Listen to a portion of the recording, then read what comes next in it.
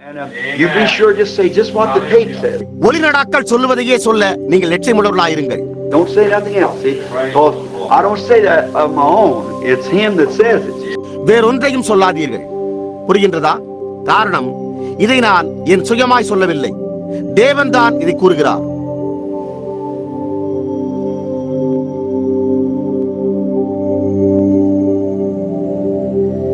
சகோதரனே, உங்களை ஆசீர்வதிப்பாராக. கர்த்தருடைய வீட்டிற்கு வருவது மிகவும் அருமையானதாக இருக்கிறது. கொஞ்ச காலத்துக்கு முன்னர் நான் சில வேத வாக்கியங்களை ஆராய்ந்து கொண்டிருந்த போது என்று நான் நினைக்கிறேன், இயேசுவானவர் எருசலேமுக்கு அருகில் வந்தபோது, அதாவது சீஷர்கள் தங்களுடைய கண்களை ஏறெடுத்து பார்த்து அவர்கள் தூரத்தில் அந்த பரிசுத்த நகரத்தை கண்டு இப்பொழுது ராஜ்யம் திரும்ப அளிக்கப்படும் என்று அவர்கள் கூறி கலிகூற துவங்கினர் என்று அதில் கூறப்பட்டிருந்தது. சமீபத்திய பாலஸ்தீன விஜயத்தை குறித்து இந்த குறிப்பிட்ட மனிதன் கூறிக்கொண்டிருந்தார், இல்லை பேசிக் கொண்டிருந்தார். அவர் ஜனங்களிடத்தில் இப்பொழுது கடந்த வருடத்தில் அந்த ஒரு இடத்திற்கு வந்து கொண்டிருந்த போது அவர்கள் அந்த பள்ளத்தாக்கில் இருந்து வந்தபோது அந்த வளைவை சுற்றி நோக்கி பார்த்து இயேசுவும் சீஷர்களும் அந்த நேரத்தில் இருந்த அதே சாலையில் இருந்தனர் என்றும் அவர்கள் அந்த பட்டணத்தை நோக்கி பார்த்தபோது அவர்கள் அழத் தொடங்கினர் என்றும் கூறினார். உங்களுக்கு தெரியுமா, அந்த சீஷர்களிடத்தில் ஏதோ ஒரு காரியம் இருந்தது என்றே நான் நினைக்கிறேன். அந்த நாட்களில் அந்த ராஜ்யம் மீண்டும் திரும்ப அளிக்கப்படும் என்று உணர்ந்தனர். இப்பொழுது அதற்கு கிட்டத்தட்ட நேரம் வந்துவிட்டது. ராஜ்யம் கிட்டத்தட்ட மீண்டும் திரும்ப அளிக்கப்படும் என்ற அந்த உணர்வு ஜனங்களின் மேல் இருந்தது என்று நான் நம்புகிறேன். சகோதரன் நெவில், நம்முடைய கருணையுள்ள மற்றும் ஆசீர்வதிக்கப்பட்ட போதகர் ஒரு சில இரவுகள் இங்கே கூடாரத்தில் நடைபெறவுள்ள எழுப்புதல் கூட்ட முயற்சியை குறித்து ஜெபிக்கும்படி என்னிடத்தில் பேசியிருக்கிறார். நான் அவரிடத்தில் கூறினேன், அது ஒரு ஆசீர்வதிக்கப்பட்ட காரியமாக இருக்கும் என்று நான் எண்ணினேன். பல எழுப்புதல்கள் உண்டாயிருந்தாலும் உங்களுக்கு போதுமானதாக இருக்க முடியாது. பல சமயங்களில் நாம் ஒரு எழுப்புதலை குறித்து தவறான கருத்தினை பெற்றுக் கொள்கிறோம். ஒரு எழுப்புதல் புதிய அங்கத்தினர்களை அதிகமாக கொண்டு வருவதல்ல, ஆனால் அது நாம் ஏற்கனவே பெற்றுள்ளதை உயிர்ப்பிப்பதாய் உள்ளது. மேலும் நான் இதை கூற விரும்புகிறேன், ஏனென்றால் நான் இதை என் இருதயத்தின் ஆழத்திலிருந்து கூறுகிறேன். அதாவது, நீண்ட காலமாக இருந்து வந்ததை காட்டிலும் கூடாரத்தை சுற்றிலும் ஒரு வித்தியாசமான உணர்வு இருப்பதை நான் கண்டறிய துவங்குகிறேன். நீண்ட காலத்துக்கு முன்னர் இருந்து வந்தது போன்ற ஒரு ஆழமான ஆவிக்குரிய புலனை குறித்த ஒரு உணர்வு, அது ஒரு காரியத்தை தீர்த்து வைக்கிறது. அது ஒரு உண்மையான அஸ்திபாரத்தை பெற்றுள்ளது. தேவன் அந்த சிறிய சபையை மீண்டும் அதனுடைய வல்லமையில் ஆசீர்வதிப்பார் என்று நான் நம்புகிறேன். கட்டிட திட்டம் நடந்து கொண்டிருப்பதை நான் காண்கிறேன். அது ஒரு பெரிய காரியம் என்றே நான் எண்ணுகிறேன். ஏனென்றால் விரைவிலோ அல்லது பின்னரோ வயோதிக ஜனங்களாகிய நாம் சர்வாயுத வர்க்கத்தை எடுத்து அதை நம்முடைய பிள்ளைகளின் கரங்களில் திரும்ப கொடுத்துவிட்டு அந்த பொன்னான படிகளில் நடந்து செல்ல போகிறோம். அன்றொரு நாள் நான் இப்பொழுது பாதி தூர எல்லையை 50 வயதினை கடந்து விட்டேன். என்னால் அதை தெளிவாக உணர முடியவில்லை. நான் கிட்டத்தட்ட 18, 16, 18 வயதாக இருக்கும் பொழுது கிறிஸ் மெயின்சருக்கு மளிகை பொருட்களை எடுத்து செல்வது முதற்கொண்டு இருந்து வந்த காலம் அதிகமாக கடந்து விட்டது போல் இது தென்படவில்லை. ஆனால் காலமோ எவ்வளவோ கடந்து விட்டது. நிலையான நகரம் இங்கு நமக்கு இல்லை, ஆனால் வரப்போகிறதையே நாடி தேடுகிறோம் என்பதையே இது காண்பிக்கிறது. அந்த நகரத்தை தேவனே கட்டுபவராயிருக்கிறார். அங்கே ஒருபோதும் முடிவுறாது. இந்த காலையில் அன்னையருடைய தினம் என்னும் பொருளின் பேரில் நான் பேசிக் கொண்டிருந்த போது தாயார் முதிர்ந்த வயதில் சுருக்கங்களுடனும் மற்றும் இந்த எல்லாவற்றோடும் இருப்பது போன்றதல்ல அவளுடைய உண்மையான நிலை என்றும், அவளுடைய ஊன்றுகோல்கள் அல்லது பழைய சக்கர நாற்காலி அல்லது கைப்பிடி நாற்காலி மற்றும் அவளுடைய பக்கத்தில் வைக்கப்பட்டிருந்த ஒரு சிறு மலர் குவளை போன்றவற்றோடு தாயார் இல்லை என்றும், ஆனால் உயிர்த்தெழுதலில் தாயார் மீண்டும் திரும்பளிக்கப்பட்ட தன்னுடைய இளமையில் நின்று கொண்டு ஒரு ராணியைப் போல பிரகாசிப்பாள் என்றும் கூறினேன். அந்த விதமாகத்தான் நான் என்னுடைய தாயாரை குறித்து நினைக்க விரும்புகிறேன்.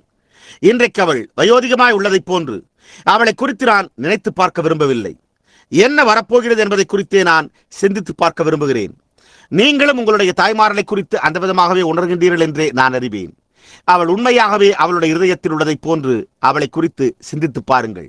புலவன் கூறுகிறது போல, வாழ்க்கை அவளுக்கு எளிதானதாக இருக்கவில்லை, ஆனால் உங்களுக்காக ஏதோ காரியத்தை செய்ய அவள் மீண்டும் ஜீவிப்பாள்.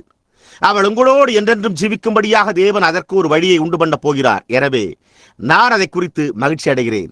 ஏனென்று எனக்கு தெரியவில்லை. நான் இந்த அறிவிப்பை இன்று காலையில் செய்தேன். அதாவது, கர்த்தருக்கு சித்தமானால் நான் இன்று இரவு இவர் யார் என்பதன் பேரில் பேச உள்ளேன். நிச்சயமாகவே நான் அதை எப்படி பேசப் போகிறேன் என்று தெரியாது.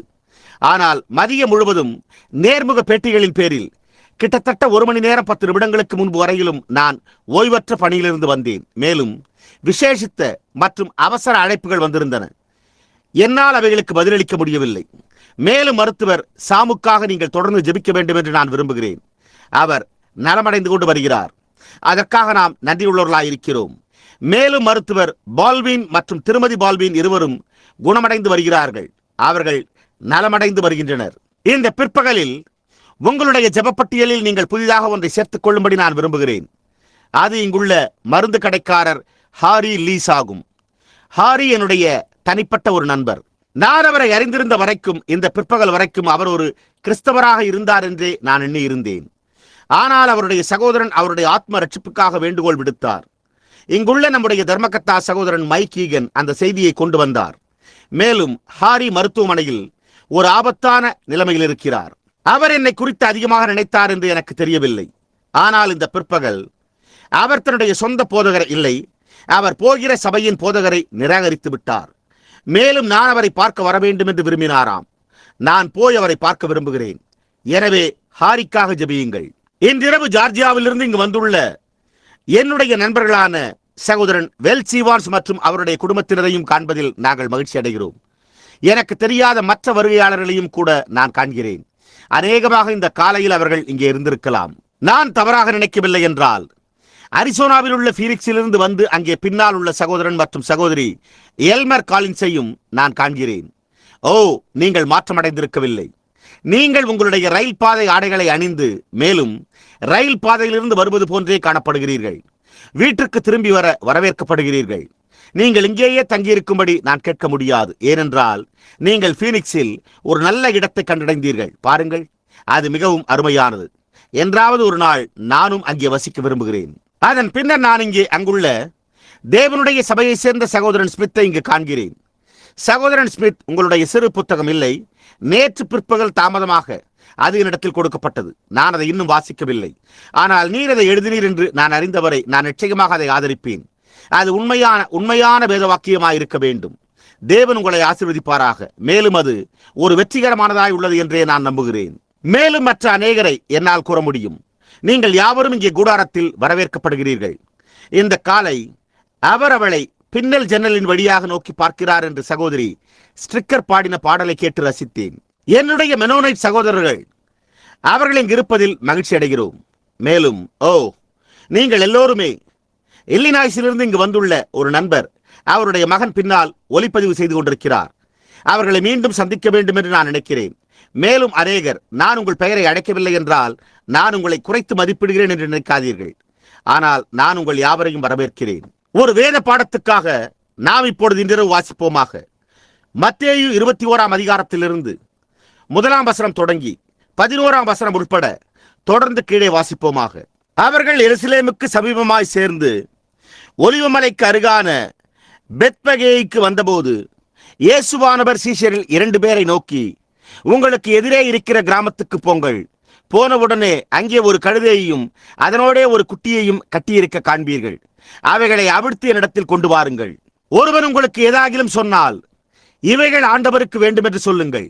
உடனே அவைகளை அனுப்பிவிடுவான் என்று சொல்லி அவர்களை அனுப்பினார்.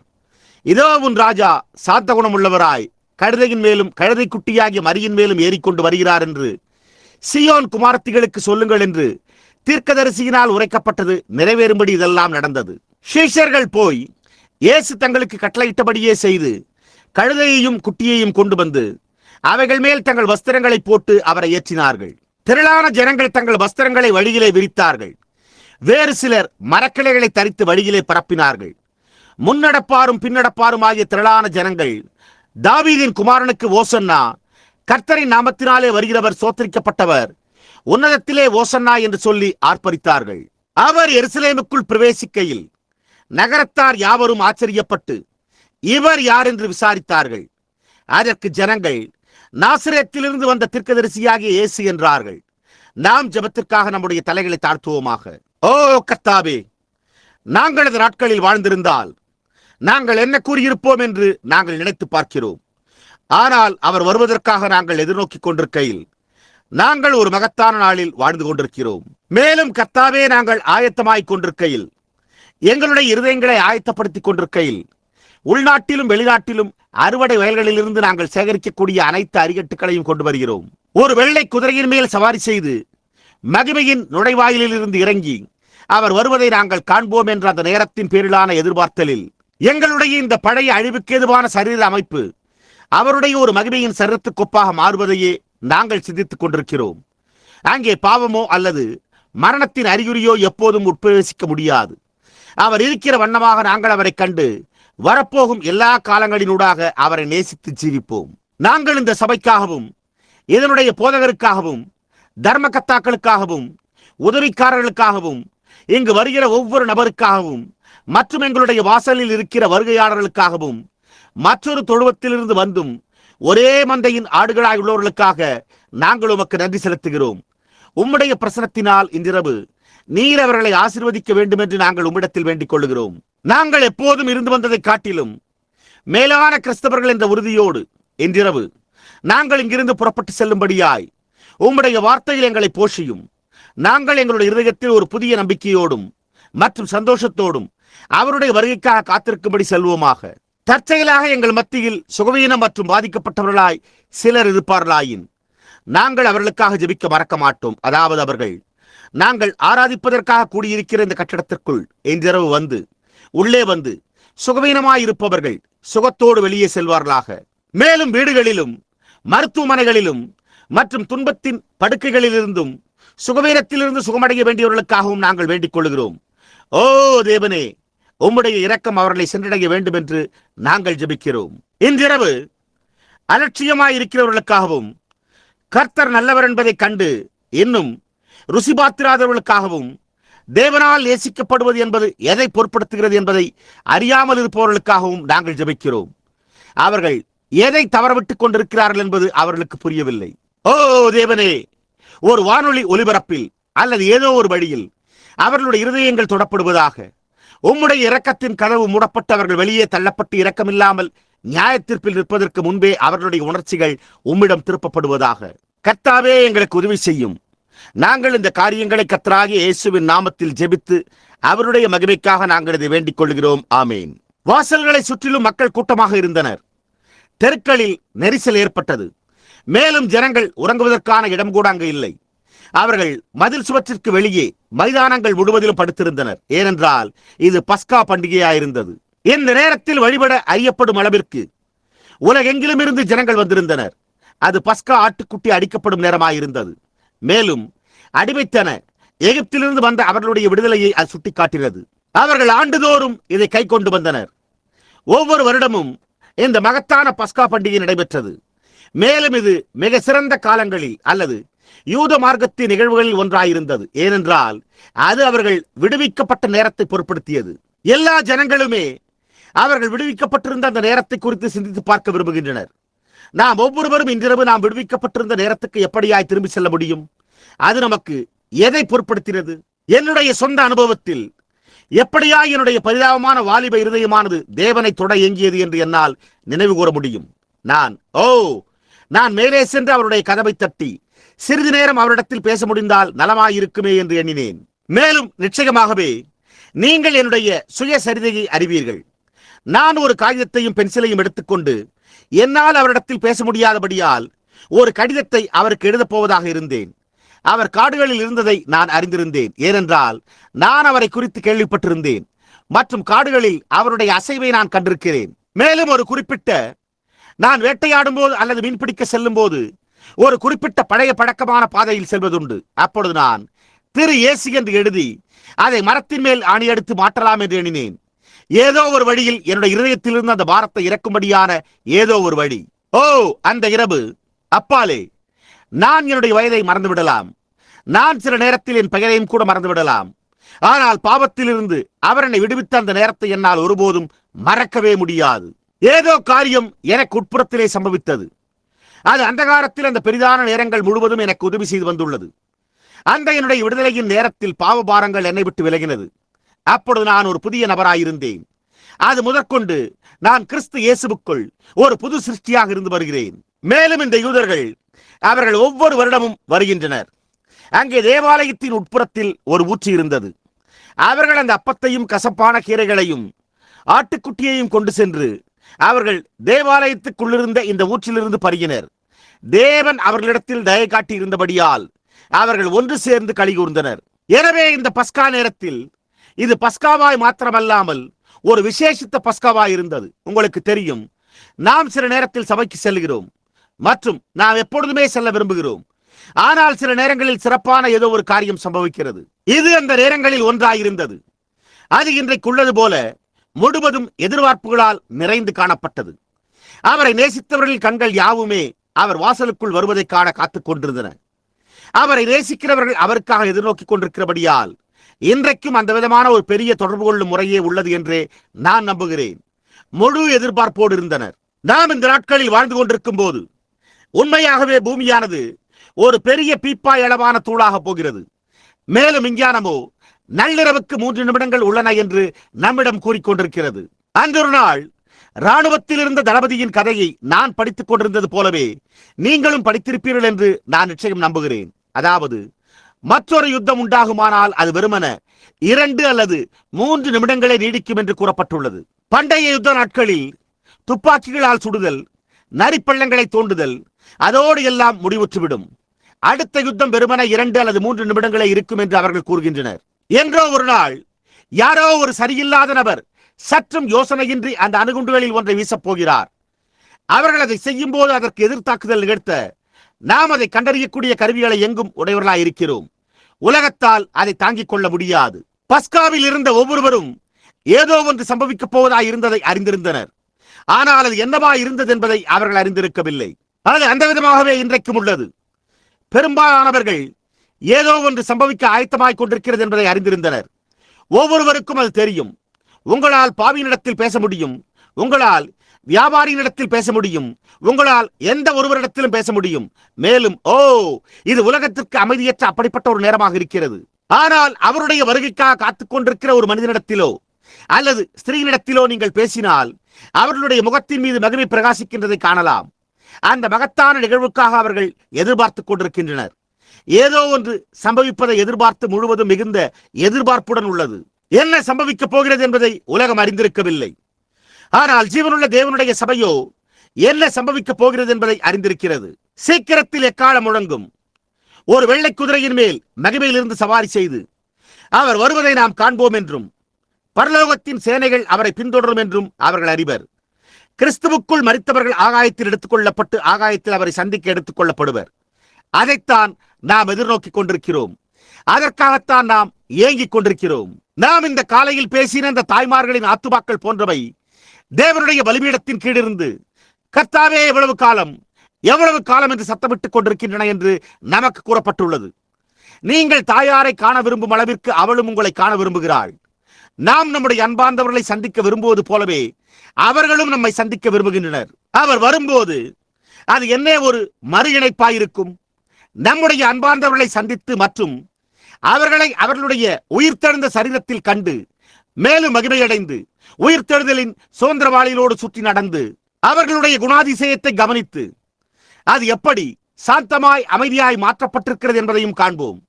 மேலும் அது ஒரு அமளியும் ஆரவாரவுமாய் குதித்தலும் எடுத்தலுமாய் இருக்காது. ஏனென்றால் நாம் ஒன்று சேர்ந்து ஜீவிக்க முழு நித்தியத்தை உடையவர்களாய் இருப்போம். நாம் வாழ்ந்து கொண்டிருக்கிற இந்த பெரிய நரம்பு தளர்ச்சியான காலத்தில் எதற்குமே நேரமில்லை. ஏறுதல், இழுத்தல், பறித்தல், ஏன் இது ஒரு பயங்கரமான நாளாய் இருக்கிறது. அப்பொழுது ஏதோ காரியம் சம்பவிப்பதற்காக அவர்கள் காத்திருந்த போது பஸ்காவில் இருந்தவர்களில் பலர் அவரை பார்க்காதது மிகவும் மோசமானதாக இருந்தது. அதே சமயத்தில் ஏதோ ஒன்று சம்பவிக்கப் போவதாக இருந்ததை அவர்கள் அறிந்திருந்தனர். ஆனால் அதே சமயத்தில் அவர்கள் அவரை காணச் செல்லவில்லை. அது கர்த்தருடைய வருகையிலும் அவண்ணமாகவே இருக்கும். இன்றைக்கு அமைதியற்ற அநேக ஜனங்கள் ஏதோ காரியம் சம்பவிக்க ஆயத்தமாய் கொண்டிருக்கிறது என்பதை அறிந்திருக்கின்றனர். ஆனால் அவர்கள் அவரை ஒருபோதும் காண மாட்டார்கள். ஏனென்றால் அவரை காண்பதற்கு எதிர்பார்த்துக் கொண்டும் காத்துக்கொண்டும் ஏங்கிக் கொண்டும் இருக்கிற அந்த சிறிய சபையை எடுத்துக்கொண்டு செல்ல அவர் நள்ளிரவின் அமைதியில் வருவார். அவர்களைத்தான் அவர் வந்து கொண்டு செல்வார். கவர்ச்சியின் பேரில் வாழ்ந்து கொண்டிருக்கிற அநேக உலகத்தாரும் உலகத்தின் காரியங்களின் பெயரில் தங்களுடைய ஆத்துமாக்களுக்கு விருந்தளித்துக் கொண்டிருக்கிறவர்களும் சபையானது மகிமைக்குள் செல்லும் வரையில் என்ன சம்பவித்தது என்பதை ஒருபோதும் அறியவே மாட்டார்கள். ஏனென்றால் அவர் இரவிலே ஒரு திருடன் வருகிற விதமாய் வந்து அவர்களை கொண்டு செல்வார். எனவே நாம் மீண்டும் அதே இடத்திற்கு திரும்பி விட்டோம் என்பதை நம்மால் காண முடியும். இப்பொழுது நாம் இந்த எதிர்பார்ப்புகளை கண்டறிகிறோம். அதாவது தேவன் அவர்களிடத்திற்கு வந்து வேத வாக்கியங்களினூடாக முழுவதுமே அது அதே காரியமாகவே இருந்து வந்துள்ளது. அதாவது அவர்கள் அவரை எதிர்பார்த்துக் கொண்டிருக்கிறவர்களுக்கு, எப்பொழுதும் அவரை காண விரும்புகிறவர்களுக்கு அவர் எப்பொழுதும் பிரசன்னமாகிறார். இன்றிரவு நம்முடைய இருதயங்களில் அந்த நம்பிக்கை தான் உள்ளது என்று நான் நிச்சயம் நம்புகிறேன். இது சுமார் 6 மாதங்களுக்கு முன்பு நான் சில ஜனங்களிடத்தில் சாட்சி பகிர்ந்து கொண்டிருந்தேன் என்று நான் நினைக்கிறேன். மேலும் நான் அது குறித்து சிந்திக்கும் போது அவர் எந்த நேரத்திலும் வரலாம் என்றே கூறினேன். என்னை அதை கூறும்படி தூண்டியது என்னவென்றால், நான் சகோதரன் பாஸ்வத்தை குறித்து பேசிக் கொண்டிருந்தேன். நாங்கள் 80க்கும் மேற்பட்ட வயதில் இருந்த அந்த பரிசுத்தவான் மரித்துக் கொண்டிருந்தார் என்பதை கேள்விப்பட்ட போது நான் அவரை காண சென்றேன். மனைவியும் நானும் அவர் மரிப்பதற்கு முன்பு அவரை காண அங்கே சென்றோம். அப்பொழுது நான் அவரிடத்தில் ஏதோ ஒரு காரியத்தை கூற வேண்டியதாக இருந்தது. பரிசுத்தவான்கள் மகிமையில் பிரவேசித்துக் கொண்டிருக்கையில் நான் அவர்களை காண விரும்புகிறேன். நான் அவரை காண வேண்டியதாக இருந்தது. நாங்கள் காரின் டயர்கள் கிழிந்து போகும் அளவிற்கு சென்றோம். ஆனால் நான் அங்கு சென்றபோது வாசலை நோக்கி விரைந்தேன். அந்த பண்டைய கோத்திரப்பிதா ஒரு சிறிய மூலையில் படுத்திருந்தார். நான் வருவதை அவர் கண்டபோது அவர் தன்னுடைய தலையை உயர்த்தினார். அவருடைய வயோதிக தசைகள் தொங்கிக் கொண்டிருப்பதோடு பலவீனமான கரங்கள் தொங்கிக் கொண்டிருந்தன. அவர் தன்னுடைய கரங்களை எனக்காக நீட்டினார். நான் அவருடைய கழுத்தை சுற்றி பிடித்து, என் தகப்பனே, என் தகப்பனே, இஸ்ரவேலுக்கு ரதங்களும் குதிரை வீரருமாய் இருந்தவரே என்று கதறினேன். ஏனென்றால் அவர் ஒரு பரிசுத்தமான தேவபக்தி உள்ள மனிதனாய் இருந்தார். மேலும் நான், சகோதரன் பாஸ்வத், நான் உங்களை ஒரு காரியம் கேட்க விரும்புகிறேன். நீர் சுகமடைந்து விடுவீர் என்று நீர் விசுவாசிக்கிறீரா என்று கேட்டேன். அதற்கு அவரோ, நான் சுகவீனமாக இல்லையே என்றார். அப்பொழுது நான், பாருங்கள் காரியம் என்ன என்று கேட்டேன். அப்பொழுது அவர், நான் பரம வீட்டுக்கு சென்று கொண்டிருக்கிறேன் என்றார். அவர், நான் சோர்ந்து போயிருக்கிறேன், நான் களைத்து போயிருக்கிறேன், நான் பரம வீட்டிற்கு செல்ல விரும்புகிறேன் என்றார். அப்பொழுது நான், அப்படியானால் நீங்கள் மரித்துக் கொண்டிருக்கின்றீர்கள் என்பதை நீங்கள் தெளிவாக உணர்கின்றீர்களா என்று கேட்டேன். மேலும் நான் உங்களை ஒரு காரியம் கேட்க விரும்புகிறேன். 70 வருடத்துக்கும் சற்று மேற்பட்ட ஊழிய காலங்களினூடாக எது உங்களுடைய மிக மகிமையான நிமிடமாய் இருந்து வந்துள்ளது? அந்த வரிசையினூடாக உங்களுக்கு என்ன அனுபவம் உண்டாயிருந்தது என்று எனக்கு சொல்லுங்கள். ஐயா, நீங்கள் என்னிடத்தில் உங்களுடைய மகத்தான நேரம் என்று நீங்கள் எண்ணக்கூடியதை கூற முடியுமா என்றேன். நான் அவருடைய வயது வரை ஜீவித்தாலும் அந்த கருமையான கண்கள் மூக்கு கண்ணாடியின் மேலிருந்து என்னை உற்று நோக்கியதை நான் ஒருபோதும் மறக்கவே மாட்டேன். அப்பொழுது அவர், என் அருமை சகோதரனே, இதுதான் என்னுடைய வாழ்க்கையின் மகத்தான தருணம். இப்பொழுது உள்ளதை காட்டிலும் மகிமையான வேறெந்த நேரத்தையும் என்னால் எண்ணி பார்க்க முடியாது என்றார். நான் அவர் முகத்தை நோக்கி பார்த்தேன். மேலும் நான், ஐயா, நீர் மரித்துக் கொண்டிருக்கிறீர் என்பதை நீர் இன்னும் அறிந்திருக்கிறீரா என்று கேட்டேன். அதற்கு அவர், சகோதரன் பிரணாம், நான் இங்கே படுத்துக்கொண்டு ஒவ்வொரு நிமிடமும் அவர் வந்து அந்த வாசலை திறந்து என்னை அவரோடு வீட்டுக்கு அழைத்து செல்லவே காத்துக் கொண்டிருக்கிறேன் என்றார். அந்த விதமாகத்தான் மரிக்க வேண்டும், அந்த விதமாகத்தான் போயாக வேண்டும். நீங்கள் அறிந்திருக்கிறபடி, அதாவது அவர் மரிப்பதற்கு முன்னால் சுமார் 2 மணி நேரங்களாக அவர் 2 நாட்களுக்கு மேலாக ஒரு உணர்விழந்த முழு மயக்க நிலையில் படுத்துக் கொண்டிருந்தார். அவர் சுயநினைவை அடைந்த போது அவர் அறையில் எழுந்து தன்னுடைய மனைவியிடத்தில் பேசத் துவங்கினார். அதன் பின்னர் திடீரென்று அவர் எதையோ காண்பது போன்று தென்பட்டது. அவர் தன்னுடைய சபையில் அவரால் மனமாற்றம் அடைந்து மரித்து 40 அல்லது 50 வருடங்களான நண்பர்களோடு 1 மணி நேரத்திற்கு மேலாக தொடர்ந்து அவர் கரங்களை குலுக்கினார். அவருடைய தாயோடும் மற்றும் அவருடைய தந்தையோடும் கரங்களை குலுக்கினார். அவருடைய சரீரத்தை விட்டு ஜீவன் அவருக்கு போகும் வரையில் தலையணையின் மேல் படுத்துக்கொண்டு கர்த்தராகிய இயேசுவின் கரங்களில் உறங்க சென்றார். அவரை எதிர்பார்த்து அவருக்கு சேவை செய்வது போன்றது எதுவுமே இல்லை. நான் இந்த மனிதனிடத்தில் இதை குறித்து பேசி அந்த அனுபவத்தை கூறின போது நான் இதை கூறினேன். நான், ஐயா, நாம் அவரை காணும் போது அது மகிமையானதா இருக்காதா? அவர் இன்றைக்கு வருவாரானால் நலமாயிருக்குமே என்றேன். அதற்கு அவர், சகோதரன் பிரணாமே, அந்த விதமாக ஜனங்களை பயமுறுத்தாதீர் என்றார். அப்பொழுது நான், நீர் என்ன பொருட்படுத்தி கூறுகிறீர் என்றேன். அதற்கு அவர், உலகம் முடிவடைந்து கொண்டிருக்கிறது அல்லது கிறிஸ்து வருகிறார் என்றும் ஜனங்களிடத்தில் சொல்ல முயற்சிக்காதீர்கள், அது அவர்களை கவலையடைய செய்கிறது என்றார். நான், இல்லை, நான் உங்களுடைய மன்னிப்பை வேண்டுகிறேன். அவருக்காக எதிர்நோக்கிக் கொண்டிருப்பவர்களுக்கு அது அவர்கள் கேட்கக்கூடிய மிக மகிமையான செய்தியாக இருக்கிறது. அதாவது இயேசு தம்முடைய சபையை எடுத்துக்கொள்ள கிட்டத்தட்ட வெளிப்பட இருக்கிறார் என்றேன். வயோதிகம் வாலிபமாக மாற்றப்படும், இருளுக்கு பதிலாக சந்தோஷம் அளிக்கப்படும், மரணத்துக்கு பதிலாக ஜீவன் அளிக்கப்படும், அழிவுள்ளது அழியாமையாய் மாற்றப்படும். அவர் வருவதை அறிந்து கொள்வது என்னே ஒரு தருணம். அவர்கள் அவருக்காக எதிர்நோக்கிக் கொண்டிருந்தனர். அவர்கள் அவரை எதிர்பார்த்துக் கொண்டிருந்தனர். அவர் வந்தபோது 2 பிரிவுகள் இருந்தன என்பதை நாம் கண்டறிந்தோம். ஒரு குழு அவருக்காக இருந்தது, ஒன்று அவருக்கு எதிராக இருந்தது. அந்த விதமாகவே நாம் இன்றைக்கும் அதை கண்டறிகிறோம். அப்படித்தான் அவருடைய வருகை எப்பொழுதும் ஜனங்களை பிரித்து விடுகிறது. ஒவ்வொரு முறையும் நீங்கள் இயேசுவை காணும் போது அதனோடு முரண்பாடாய் இருப்பவர்கள் சுற்றி இருப்பதை நீங்கள் கண்டறிகிறீர்கள். அது சாத்தானாகும். மேலும் இன்றைக்கு நாம் அதை குறித்து சிந்திக்கும் போது நாம் அதிக மாற்றத்தை காண்கிறதில்லை. அதே விதமாகவே உள்ளது. ஜனங்கள் மாறியிருக்கின்றனர், ஆனால் ஜனங்களின் ஆவி மாறியிருக்கவில்லை. எனவே அவர்கள் முடிவிலே வாசலுக்கு வெளியே அந்த சிறிய வெள்ளை கழுதையின் மேல் அவர் சவாரி செய்து வருவதை கண்டபோது சீஷர்கள் பரலோக ராஜ்யம் வந்துவிட்டது என்று கூச்சலிடத் துவங்கியதில் வியப்பொன்றுமில்லையே. ஜனங்கள் அவரை சந்திக்க ஓடினர். எருசலேம் முழுவதும் கலக்கமடைந்தது. அதை குறித்து ஏதோ ஒரு காரியம் உண்டு. இயேசு வரும்போது அது எப்பொழுதுமே ஒரு கலக்கமாயிருக்கிறது. முழு நகரமும் கலக்கமடைந்தது. அவர்களால் அதை மறைக்க முடியவில்லை. இந்த கலக்கத்திற்காக அந்த நாளின் பிரசங்கிமார்கள் கணக்கு ஒப்புவிக்க வேண்டியதாயிருந்தது. ஏனென்றால் அது பஸ்கா பண்டிகையிலே அவ்வாறு இருந்தது. மேலும் அவர்கள் இவர் யார் என்று கூச்சலிட்டனர். எதிர்பார்ப்போடு இருந்தபோது, கர்த்தராகிய இயேசுவின் வருகை எருசலேமில் எதிர்பார்ப்புகளால் நிறைந்திருந்த போது அது என்ன சம்பவிக்கப் போவதாக இருந்தது என்பதை போதவர்கள் அறிந்திருந்திருக்க வேண்டும் என்பது போன்று காணப்பட்டது. அது பிரதான ஆசாரியரை அறிந்திருந்திருக்க வேண்டும் என்பது போன்று காணப்பட்டது. அது மற்ற எல்லா ஆசாரியர்களும் அதை அறிந்திருந்திருக்க வேண்டும் என்பது போன்று காணப்பட்டது. இன்றும் அது எதிலும் மாறியிருக்கவில்லை. ஏனென்றால் பரிசுத்த ஆவியானவர் கர்த்தராகிய இயேசுவின் வருகைக்கு முன்னோடியாக இருக்கிறார். மேலும் பரிசுத்த ஆவியானவர் பூமி முழுவதும் அசைவாடத் தொடங்கியதும் எழுப்புதல் அக்கினிகள் எங்கும் பரவின. மகத்தான அடையாளங்களும் அற்புதங்களும் செய்யப்பட்டுள்ளன. சுகமளித்தல்களும் நடந்துள்ளன. தீர்க்க தரிசனங்களும் புறப்பட்டு சென்றுள்ளன. அனைத்து அப்போஸ்தல ஆசீர்வாதங்களும் ஒன்று சேர்ந்து மீண்டும் சபைக்கு திரும்பி வந்துள்ளன. எனவே அது அப்பொழுது இருந்தது போலவே அது இப்பொழுதும் அவ்வண்ணமாகவே உள்ளது. அவ்விசுவாசியின் ஆவி இன்னமும் இவர் யார் என்று கூக்குரலிடுகிறது. அவர் ஒரு நல்ல மனிதர் என்று கூறும்படியாகவே அவர்களில் சிலர் கர்த்தராகிய இயேசுவை விசுவாசித்தனர். அவர்களில் சிலர் அவர் ஒரு நல்ல மனிதன் என்றனர். அதைத்தான் அவர்கள் இன்றைக்கும் கூறுகின்றனர். அவர்கள் அவரை ஒரு நெப்போலியனாக, ஒரு போர் வீரன் என்ற ஸ்தானத்தில் வைக்க முயற்சிக்கின்றனர். அவர்கள் அவரை ஒரு ஜார்ஜ் வாஷிங்டனாக, ஒரு உண்மையுள்ள மனிதன் என்ற ஸ்தானத்தில் வைக்க முயற்சிக்கின்றனர். ஆனால் அவர் அதற்கும் மேலானவராக இருந்தார். வேத வாசிப்பில் நீங்கள் கவனித்தீர்களா? அவர்கள் இது கலிலேயாவிலிருந்து வருகிற ஒரு தீர்க்கதரிசி என்றனர். கர்த்தருடைய இந்த மகத்தான அசைவை அவர்கள் காணும் போது இன்றைக்கு அவர்கள் அதே காரியத்தையே கூற முயற்சிக்கின்றனர்.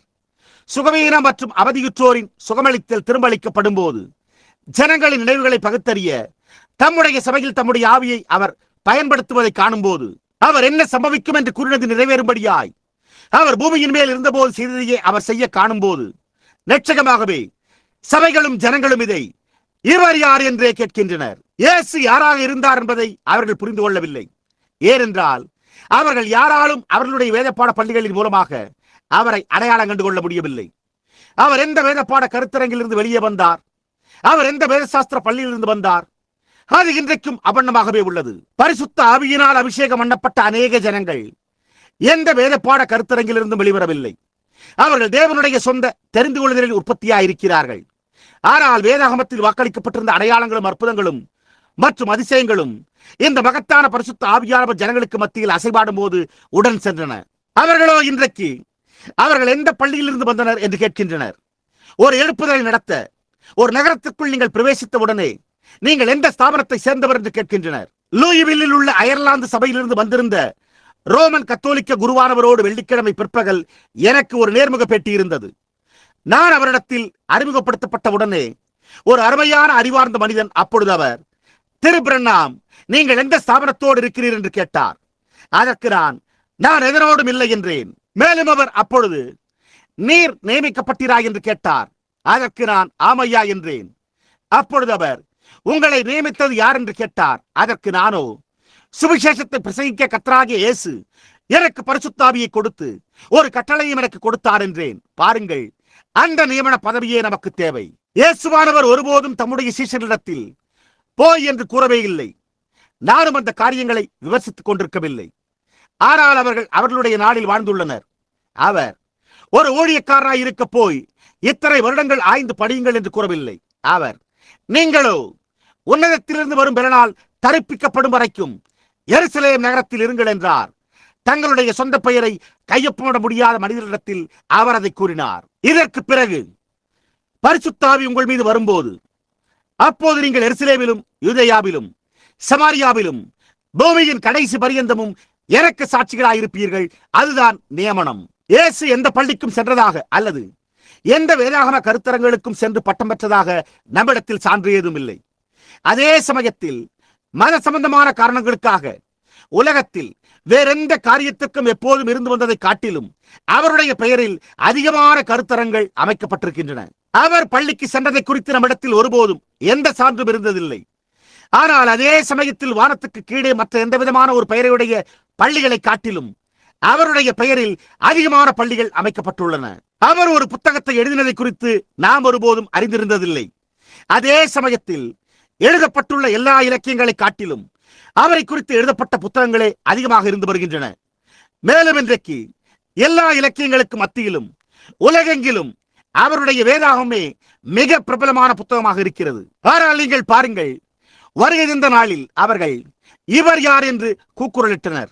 பாருங்கள், ஒன்றுமே இல்லை என்று தென்படுகிற ஏதோ ஒரு காரியத்தை தேவன் எடுத்து அதிலிருந்து ஒரு காரியத்தை உருவாக்குகிறார். அதுவே அவரை தேவனாக்குகிறது. அந்த வாசலுக்குள் அவர் சவாரி செய்து வருவதை அவர்கள் கண்டபோது அவர்களில் சிலர் அவர் ஒரு மகத்தான மனிதன் என்றனர். அவர்கள் இன்றைக்கும் அதையே கூறுகின்றனர். இயேசு ஒரு நல்ல மனிதனாய் இருந்தார் என்றும் இயேசு ஒரு மகத்தான மனிதனாய் இருந்தார் என்றும் இன்றைக்கும் போதிக்கிற வேதசாஸ்திர பள்ளிகள் உண்டு. அவர் ஒரு தீர்க்கதரிசியாய் இருந்தார் என்று கூட அவர்களில் சிலர் கூறுகின்றனர். இப்பொழுது அவர் ஒரு தீர்க்கதரிசியாக மாத்திரம் இருந்திருந்தால் அல்லது ஒரு நல்ல மனிதனாய் மாத்திரம் இருந்திருந்தால் நாம் நம்முடைய பாவங்களில் இருக்கிறோம். அவர் ஒரு தீர்க்கதரிசியை காட்டிலும் மேலானவராக இருந்தார். அவர் ஒரு நல்ல மனிதனை காட்டிலும் மேலானவராக இருந்தார். அதே சமயத்தில் அவர் ஒரு நல்ல மனிதனாக இருந்தார். அதே சமயத்தில் அவர் தேவனும் தீர்க்கதரிசியுமாக இருந்தார். ஆனால் அவர் அதை காட்டிலும் மேலானவராக இருந்தார். பாவத்தை எடுத்து போட அவர் மாம்சத்தில் வெளிப்பட்ட தேவனாயிருந்தார். மேலும் அவர் சவாரி செய்து உள்ளே வரும்போது அநேக ஜனங்கள் அவர் ஒரு சுகமளிப்பவர், அவர் குருடரின் கண்களை திறந்ததை நாங்கள் கண்டோம், அவர் முடமான மனிதனை நடக்க வைத்ததை நாங்கள் கண்டோம், அவர் ஜெபம் ஏறெடுக்க ஜுரம் குழந்தையை விட்டு சென்றதை நாங்கள் கண்டோம் என்றனர். ஆனால் அப்பொழுது அந்த மாதிரியானவர்கள் அப்பங்களுக்காகவும் மீன்களுக்காகவுமே அவரை பின்தொடர்ந்து கொண்டிருந்தனர். அந்த விதமாகவே இன்றைக்கும் அநேக கூட்டங்கள் இருக்கின்றன. ஒரு சுகமளிப்பவர் இருந்தால் ஏன் அவர்கள் அவரை பின்பற்றுகிறார்கள்? அவர் ஒரு சோலையாயிருக்கிறார். அவர்கள் சுகவீனமாக இருந்தால் அவர்கள் ஓடி, கர்த்தராகிய இயேசுவை என்னை குணமாக்கும்படி நீங்கள் தயவு செய்து எனக்காக ஜெபிப்பீர்களா என்று கேட்கிறார்கள். அவர்கள் மருத்துவமனையிலிருந்து வெளியே வந்தவுடன் அல்லது நோய் படுக்கையிலிருந்து வெளியே வந்தவுடன் அவர்கள் உலகத்திற்கு திரும்பி சென்று விடுகின்றனர். வேதம் கூறியுள்ளது போல ஒரு நாய் தான் கக்கினதை தின்னவும் அல்லது ஒரு கழுவப்பட்ட பன்றி சேற்றிலே புரளுவது போலவும் உள்ளது. அவரிடத்திலிருந்து அவர்கள் என்ன நன்மையை பெற முடியும் என்பதற்காகவே அவரை பின்தொடர்கிறார்கள்.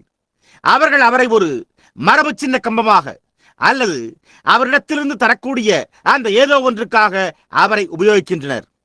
மேலும் அவரை சேவிக்க எதிர்பார்ப்பதில்லை. அந்த கூட்டம் இன்றைக்கும் இன்னமும் அவ்வாறே தொடர்கிறது.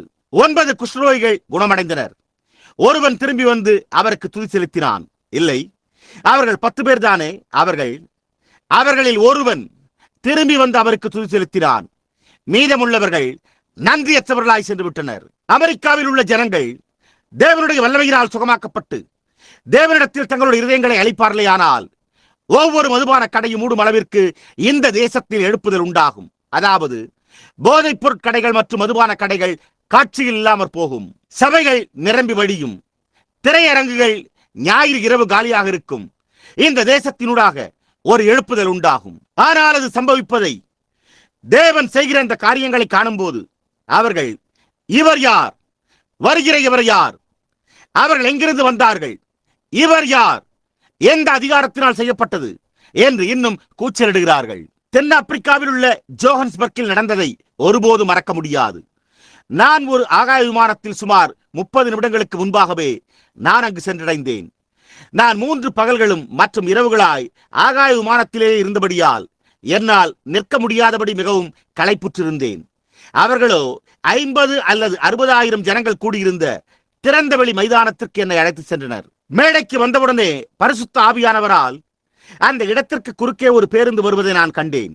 அதன் மேல் டர்பன் என்ற ஒரு அடையாளம் இருந்தது. ஒரு வாலிபன் தன்னுடைய தாய் தகப்பனிடம் வம்பு செய்து நழுவி விடுவதை நான் கண்டேன். ஒரு கால் மற்ற காலை விட 6 அல்லது 8 அங்குலங்கள் குறைந்திருந்தன. அவன் ஒரு வெள்ளை சட்டையை அணிந்து அவனுடைய கால் சட்டை தோள்பட்டையிலிருந்து நெகிழும் தன்மை கொண்ட நாடாக்களால் பிடித்துக் கொள்ளப்பட்டிருந்தது. நான் அந்த வாலிபரை கவனித்தேன். நான் மீண்டும் திரும்பி பார்த்தேன். தரிசனம் போய்விட்டது. அதன் பின்னர் சற்று நேரத்தில் கூட்டத்தில் பின்னால் இருந்த ஒரு வாலிப மனிதன் மீது அந்த ஒளி தொங்கிக் கொண்டிருப்பதை நான் கண்டேன். நான் நோக்கி பார்த்தேன். அப்பொழுது நான் அவனை எங்கோ பார்த்தேன் என்று எண்ணிக்கொண்டேன். நான் அவனை கவனித்தேன். மேலும் அந்த ஒளி தொடர்ந்து அவன் மேல் ஒரு சில நிமிடங்கள் நின்று கொண்டிருந்தது. அடுத்து கூறப்போகும் வார்த்தைகளை மொழிபெயர்ப்பாளர் புரிந்து கொள்ளும்படியாக நான் காத்துக் கொண்டிருந்தேன். அதன் பின்னர் நான் அதே வாலிபன் தன்னுடைய ஊன்றுகோல்களை கீழே வீசிவிட்டு எழும்பி நின்றதையும், மேலும் 6 அங்குலங்கள் குறைவான அவனுடைய கால் மற்றொன்றை போன்றே இயல்பானதையும் நான் கண்டேன். அப்பொழுது நான் இன்றிரவு மகிமையில் இருக்கிற திரு A.J. ஸ்கோமன் இடத்தில் கூறினேன். நான், திரு ஸ்கோமன், என்னுடைய வார்த்தைகளை மேற்கோள் காட்டுங்கள், அது ஒரு தரிசனம் என்றேன். அதற்கு அவர் சரி என்றார். அப்பொழுது நான் வெள்ளை சட்டை மற்றும் நெகிடும் தன்மை நாடாக்களை கொண்ட கால் சட்டையோடு அங்கே பின்னால் அமர்ந்திருக்கிற அந்த வாலிபன் சுமார் 1500 மைல்கள் தொலைவில் உள்ள தேசத்தில் டர்பன் என்று அழைக்கப்படுகின்ற ஒரு நகரத்தில் இருந்து ஒரு பேருந்தில் அவன் வந்தான். அவன் இங்கு வருவதற்கு தன்னுடைய தாய் தகப்பனிடமிருந்து நழுவி வர வேண்டியதாயிருந்தது.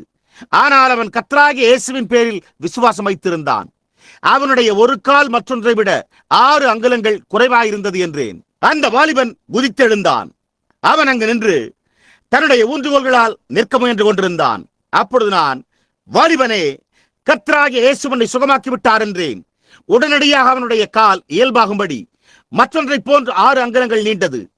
அவர்கள் அந்த வாலிபனை மேடைக்கு கொண்டு வந்தனர். மருத்துவர்கள் அவனை அங்கேயே பரிசோதித்தனர். நீங்கள் அவனுடைய புகைப்படத்தை என்னுடைய புத்தகத்தில் பார்க்கிறீர்கள். நான் அங்கே அப்படியே ஒரு சில நிமிடங்கள் நின்று கொண்டிருந்தேன். அப்பொழுது ஒரு சிறிய பச்சை நிற கார் சாலையில் வந்து கொண்டிருந்ததையும் அது நழுவி சென்றதையும் நான் கண்டேன். அது சுற்றி திரும்பி பின்னோக்கியவாறு ஒரு மரத்தில் மோதியது. ஒரு வாலிப இளம் பொன்னிற தலையுடைய பெண்ணுக்கு முதுகு உடைந்திருந்தது. மேலும் நான் ஒரு சிறிய பச்சை நிற கார் நழுவி ஒரு மரத்தில் இடிப்பதை நான் காண்கிறேன். மற்றும் ஒரு வாலிப இளம் பொன்னிற தலையுடைய சுமார் 18 வயதுள்ள ஒரு பெண்ணின் முதுகு உடைந்திருக்கிறது. அவள் மிக ஆபத்தான ஒரு நிலையில் இருக்கிறாள் என்றேன். அப்பொழுது எவருமே பதிலளிக்கவில்லை. மேலும் என்னால் அந்த பரந்த பெரிய ஜனக்கூட்டத்தில் அவளை எங்கும் காண முடியவில்லை. மேலும் நான் அங்கேயே ஒரு சில நிமிடங்கள் அப்படியே நின்றேன். நான், புரிகிறது, அதை சந்தேகப்பட வேண்டாம், அது உயிர்த்தெழுதலின் வல்லமையில் உள்ள கர்த்தராகிய இயேசு, அவர் தம்முடைய ஊழியத்தை தொடர்ந்து நடத்த பரிசுத்த ஆவியை அனுப்பினார் என்றேன். மேலும் அந்த தரிசனம் மீண்டும் நிகழ்வதை நான் கண்டேன். என்னால் அந்த வாலிப ஸ்திரியை காண முடியவில்லை. இங்கே நின்ற அந்த ஒளியை நீங்கள் அந்த புகைப்படத்தில் காண்பது போல அப்பொழுது எனக்கு முன்பாக சரியாக அந்த ஒளி நின்றது. அது இங்கே நின்றது. நான் அங்கே நடந்து சென்றேன். அப்பொழுது அவள் அங்கே மேடைக்கு கீழே படுத்திருந்தாள். அப்பொழுது நான், வாலிப பெண்மணியே, கர்த்தராகிய இயேசு உன்னை குணப்படுத்தி இருக்கிறார் என்றேன். அவள் அழத் துவங்கினாள். அவளுடைய தாயார், ஓஹோ இல்லை, அவளை எழுந்திருக்க சொல்லாதீர் என்றாள். மேலும் அவள் அசைந்தாள், அவள் மரித்து விடுவாள் என்றாள். அந்த வாலிப பெண்மணியோ அவளுடைய காலூன்றி குதித்தெழுந்து கூச்சலிட்டு தேவனை துதித்தாள். அந்த தாயோ அந்த பெண் படுத்துக் கொண்டிருந்த கட்டிலில் மயக்கமுற்று விழுந்தாள். அது என்னவா இருக்கிறது? சரியாக கிட்டத்தட்ட அந்த நேரத்தில் குற்றம் கண்டுபிடிக்கிற ஒரு மனிதன் அங்கே பின்னால் இருந்து எழுந்து ஒரு காலை ஒரு இருக்கையின் மீதும் மற்றொரு காலை மற்றொரு இருக்கையின் மீது வைத்தவனாய் எழுந்து நின்று, அமெரிக்கனே, உன்னைத்தான், எந்த நாமத்தில் நீதி செய்கிறாய் என்று நீ எனக்கு சொல்லும்படி நான் உனக்கு சவாலிடுகிறேன். நீ எந்த ஸ்தாபனத்தை சேர்ந்தவர் என்று கேட்டான். பார்த்தீர்களா, இது அதே விதமாக உள்ளது. அவர்கள் புரிந்து கொள்ளுகிறதில்லை. அவர்கள் இந்த காரியங்களுக்காக எதிர்நோக்கி கொண்டிருக்கவில்லை. சபைகள் கர்த்தருடைய வருகைக்காக எதிர்நோக்கி கொண்டிருக்கவில்லை. அவருடைய வருகையை உறுதிப்படுத்தவும் அதை நிறைவேற்றவும் பரிசுத்த ஆவியானவர் இங்கே இருக்கிறார். ஒவ்வொருவரும் தன்னுடைய சொந்த வழியை தெரிந்து கொள்ள விரும்புகிறான். அந்த விதமாகவே அது அங்கே இருந்தது. ஒவ்வொரு குழுவும் தங்களுடைய சொந்த கருத்தை உடையவர்களாக இருந்தனர். ஆனால் இன்றிரவு கேள்வி அதுவல்ல. நான் பேசிக் கொண்டிருப்பது அதை குறித்தல்ல. நான் உங்களிடத்தில் கேட்டுக்கொண்டிருக்கிற கேள்வியோ, நீங்கள் இதை என்னவென்று நினைக்கிறீர்கள்? அது உங்களை பற்றியது.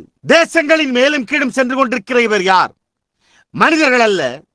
மனிதர்கள் அந்த காரியங்களை செய்ய முடியாது. மரித்துக் கொண்டிருக்கிற ஆண்களும் பெண்களும் இங்கே கொண்டு வரப்படும் போது, கூட்டத்தில் வெவ்வேறு இடங்களில் இங்கே எங்கே அமர்ந்துள்ள போது, அந்த கூட்டத்தில் உள்ள ஜனங்களிடத்தில் பேசி கூறிக்கொண்டிருக்கிற இது யார்? இது யார்? இந்த காலை என்ற ஞானஸ்தான தொட்டிக்குள் நடந்து வந்த அந்த வாலிப ஸ்திரீ, அதாவது 3 வாரங்களுக்கு முன்பு முற்றின பல புற்றுநோய்களால் மரித்துக் கொண்டிருந்தாள். திருமதி பைட்டி இங்கே மேப்பிள் தெருவில் வசிக்கிறாள். மேலும் நான் அவளோடு இருந்த 3 மருத்துவர்களிடத்தில் கேட்டேன். அவள் உயிர் வாழ்வதற்கு எந்த வாய்ப்பினையும் பெற்றிருக்கவில்லை. 4 அல்லது 5 பிள்ளைகளோடு இருந்த அவள் என்னுடைய தாயார் அவர்களை கவனித்துக் கொள்ள முயற்சித்துக் கொண்டிருக்கிறார் என்றாள். தாயாரோ, பில், அவள் வீட்டுக்கு மீண்டும் ஒருபோதும் வரமாட்டாள் என்றாள். நான் அவள் இருந்த இடத்திற்கு சென்றேன். கர்த்தராகிய இயேசு, கர்த்தர் உரைக்கிறதாவது, அவள் சபைக்கு சென்று கர்த்தராகிய இயேசுவின் நாமத்தில் ஞானஸ்தானம் பெற்று தேவனை சேவிப்பதாக வாக்களித்தாள்.